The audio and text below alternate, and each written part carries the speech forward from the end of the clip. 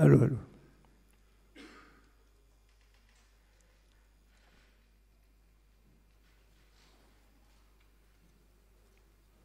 Je n'ai pas l'habitude de manier, d'avoir la langue de bois.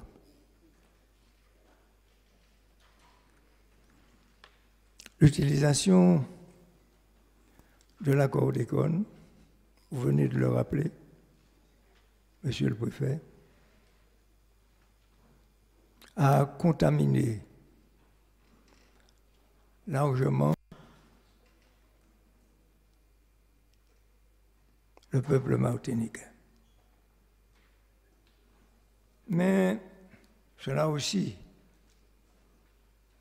a profondément divisé notre comportement et notre engagement.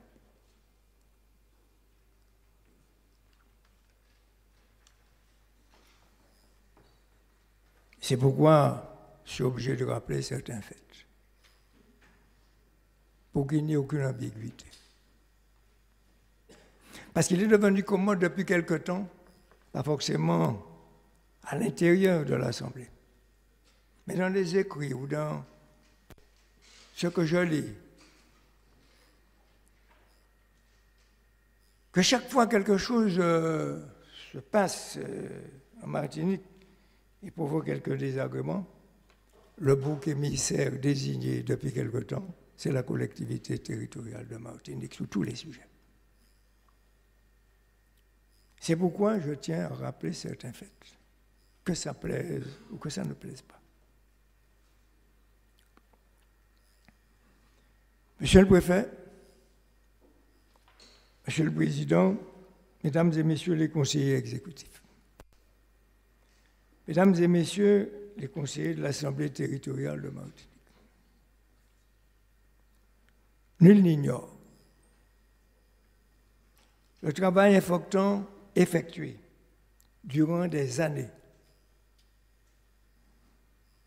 à contre-courant bien souvent, par celui qui vous parle aujourd'hui, dans la lutte contre les pollutions liées à l'usage intempestif des pesticides d'une façon générale. Notre combat, tout au moins celui que je mène, a pour fondement la protection des Martiniquais, leur intégrité physique, leur santé, et ce, en lien étroit avec la protection de l'environnement. L'usage incontrôlé de la chlordécone a aujourd'hui des effets néfastes dans la vie de chacun de nous. Aucune famille n'est épargnée. Sur tous les plans, y compris celui de l'économique. Ce dossier ne saurait donc être refermé de par les répercussions multiples de cette pollution, dont la rémanence séculaire est attestée. Cela nécessite des mesures de coordination prenant en compte toute la dimension transversale du sujet, particulièrement la responsabilité de l'État. Et quand je dis la responsabilité de l'État, je ne parle... Et pourquoi il y a des gens qui respectent là-haut?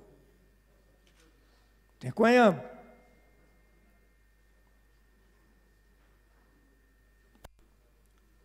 Quand je parle de la responsabilité de l'État, je ne parle pas de la responsabilité du préfet, de celui qui est là ou des autres. Ce n'est pas de ça qu'il s'agit. Le préfet représente l'État, c'est tout à fait normal. Mais je parle de l'État stricto sensu. Pour que l'on comprenne bien, c'est de la responsabilité de l'État. Et ce n'est pas de la responsabilité forcément de nous tous à cet accueil. Parce qu'il y a une continuité dans le temps. Les préfets changent, mais l'État demeure. Le constat est édifiant. La pollution diffuse en Martinique concerne environ, écoutez bien, ce sont les derniers chiffres, 14 500 hectares. Les terres les plus contaminées étant situées dans le nord de l'île. Et 33% du littoral côtier martiniquais sont concernés dans la sonde des 20 mètres. De nombreux cris d'alarme ont été lancés par les autorités médicales. Pas d'aujourd'hui. Comment expliquer alors de tels atermoiements, de telles hésitations? Parlementaires, entre 1997 et 2017, nombreuses furent mes interventions en la matière. C'est ainsi que j'ai formulé plusieurs propositions, et je vais les citer brièvement. Et on peut le vérifier dans les archives de l'Assemblée nationale. Une véritable politique de dépollution résume l'établissement d'un fonds spécifiquement dédié à l'indemnisation des victimes, l'interdiction pure et simple de l'utilisation de la chlordécone, le recensement de tous les ouvriers agricoles utilisateurs de ce produit depuis 1992, une étude épidémiologique à l'endroit des agriculteurs, le suivi médical des familles concernées, plus particulièrement. À l'époque, ces préconisations ont été balayées d'un revers de main, à l'instar de l'amendement numéro 1189 sur la mise en place d'une véritable politique de dépollution des sols et des eaux de Guadeloupe et de Martinique, que j'avais présenté le 26 juin 2010 à l'Assemblée nationale.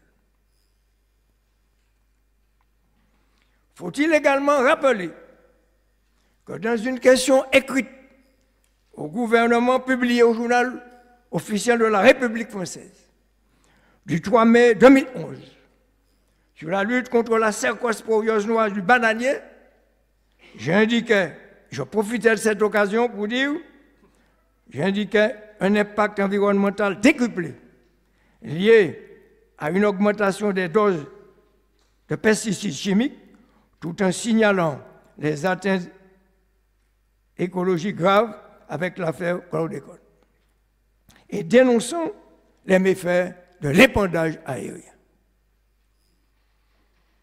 Pire encore, le 10 octobre 2012, lors des débats parlementaires, M. Victorin Lurel n'attaque pas, je dis la vérité, alors ministre des Outre-mer et le député, notre collègue Serge Letchimy, s'était opposé à l'amendement du député français Michel Lambert que je soutenais, visant à interdire les épandages aériens de pesticides. Je peux même citer celui qui est intervenu à l'époque pour me répondre. C'est le ministre du gouvernement, le ministre des Finances du gouvernement actuel, comment il s'appelle? Monsieur Bruno Le Maire, qui était alors ministre de l'Agriculture. Je ne l'avais pas interrogé. Ça me revient en mémoire un instant. J'ai simplement posé ma question que je ne lui ai pas envoyée. Il s'est déplacé, on peut aller regarder. Et il m'a répondu ceci, puisque c'était Serge Letchimy, mon collègue qui était là, pas mon collègue qui était président, je l'ai interrogé, il a donné un avis favorable et il est reparti.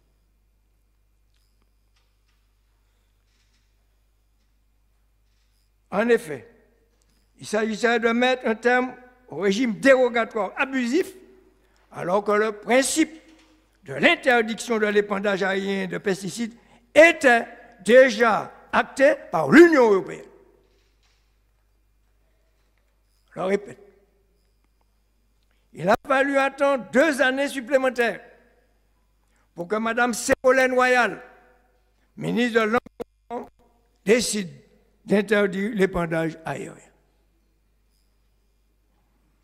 Que de temps perdu, que de vies humaines sacrifiées et contaminées.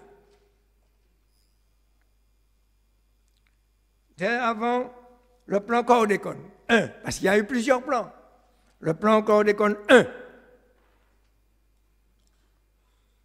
entre 2008 et 2010, j'avais fait adopter par la commission permanente à l'époque du conseil régional une délibération le 9 octobre 2007, confiant au Centre de coopération internationale en recherche agronomique pour le développement, le CIRAD, une parcelle d'habitation balisée du Morne Rouge. Je ne peux pas dire que ce n'est pas vrai, madame.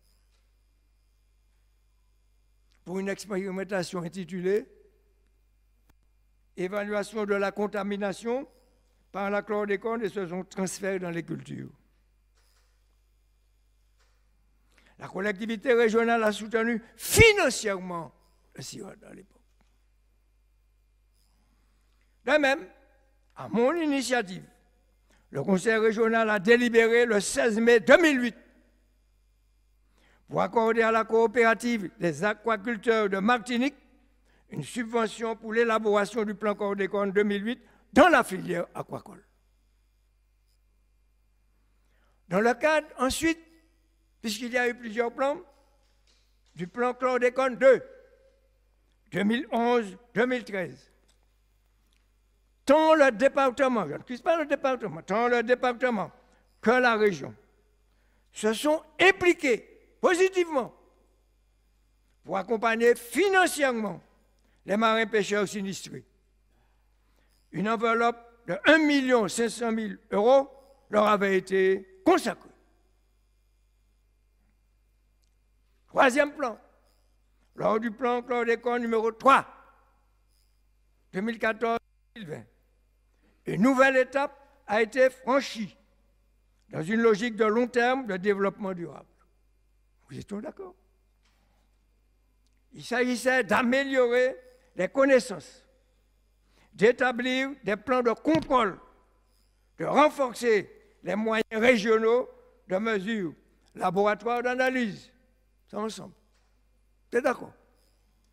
De développer, que l'on va inaugurer, la nouvelle, de développer le programme des jardins familiaux, que vous aviez même appelé JAFA, JAFA, de soutenir les professionnels agriculteurs, aquaculteurs, marins-pêcheurs directement impactés par cette pollution, sans négliger la surveillance des denrées alimentaires, le suivi médical des populations et le volet scientifique de la coordination. Voilà ce que nous avons fait ensemble. Je n'ai pas le droit de rappeler ça. En dépit des efforts consentis, force est de constater que le mal est loin d'être endigué. L'enquête Canari que vous venez de rappeler, monsieur le préfet, menée sur le territoire entre septembre 2013 et juin 2014, révélait déjà une exposition massive de la population martiniquaise à la chlordécone. Alors que la législation européenne sur les limites maximales appliquait ce que vous appelez aux résidus, on appelle ça les MLR pour simplifier, de pesticides présents dans ou sur les denrées alimentaires et les aliments pour animaux d'origine végétale et animale, semblait aller dans le bon sens, un revirement incompréhensible et inacceptable ces produits. Pas par vous, pas par vous. Pas par vous. Le règlement, il faut citer les sources. Union européenne, numéro 2012-2013, pas 2012, numéro 212, excusez-moi, 2013, du 11 mars 2013, a autorisé l'augmentation des LMR, désormais multipliée par 5, concernant la viande rouge, soit 100 microgrammes par kilogramme au lieu de 20, et par 10 concernant la volaille, soit 200 microgrammes par kilogramme au lieu de 20. Nous ne sommes pas responsables. Et je l'ai dénoncé. Et nous l'avons dénoncé. Vous n'allez pas nous rappeler? De plus, des preuves de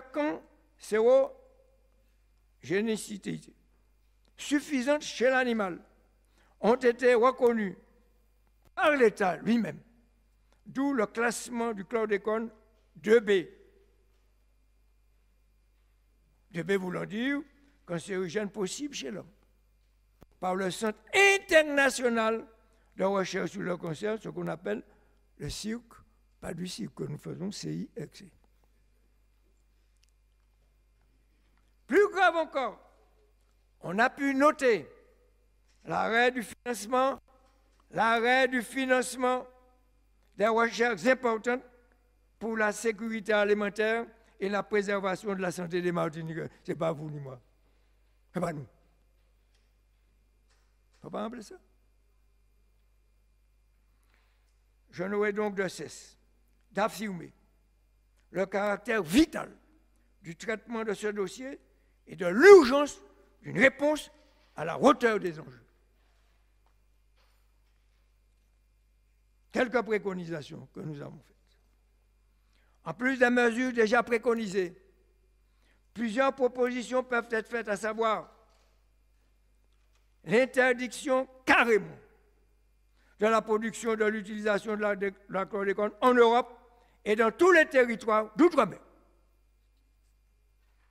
Le renforcement de la recherche relative à la décontamination des sols, la préservation de la santé publique, et ce, au titre du principe de précaution.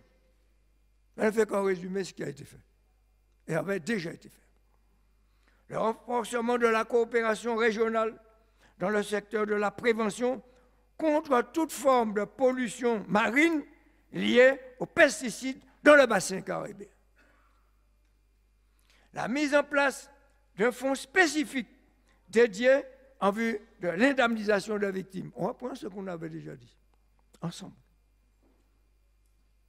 L'encouragement et le développement accéléré de la dépollution. La prise en compte rapide des données scientifiques récoltées au titre du principe de précaution, eu égard aux pathologies développées, atteinte à la fertilité masculine, dit-on, pathologie de la grossesse, cancer de la prostate, problèmes en matière de neurodéveloppement, etc. Je ne suis pas médecin, mais au moins j'ai le bon sens et je lis les dossiers, comme vous-même. Un dialogue régulier sur ce sujet entre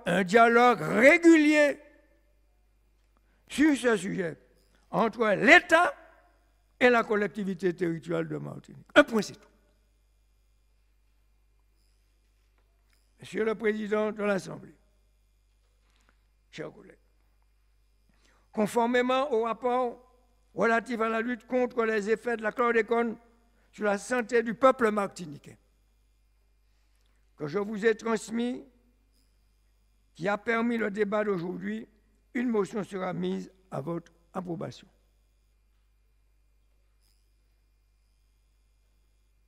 Collègues, je ne suis pas entré en concurrence. Je rappelle tout simplement, et vous le savez tous, que le conseil exécutif allait dans le même sens et avait proposé une motion pour en débattre. Je ne suis pas entré en conflit avec les gens, ni en concurrence avec les autres. Vous ferez ce que vous voulez. Je n'ai pas influencé les gens. Hein. Nous travaillons ensemble sur un sujet délicat. Je ne doute pas qu'elle fera l'objet d'un vote unanime, s'il le faut. Mais si en pile, mais si en chaille, je ne pouvais pas ne pas vous dire cela, Monsieur le Préfet, Monsieur le Président, Mesdames et Messieurs les collègues. Bien.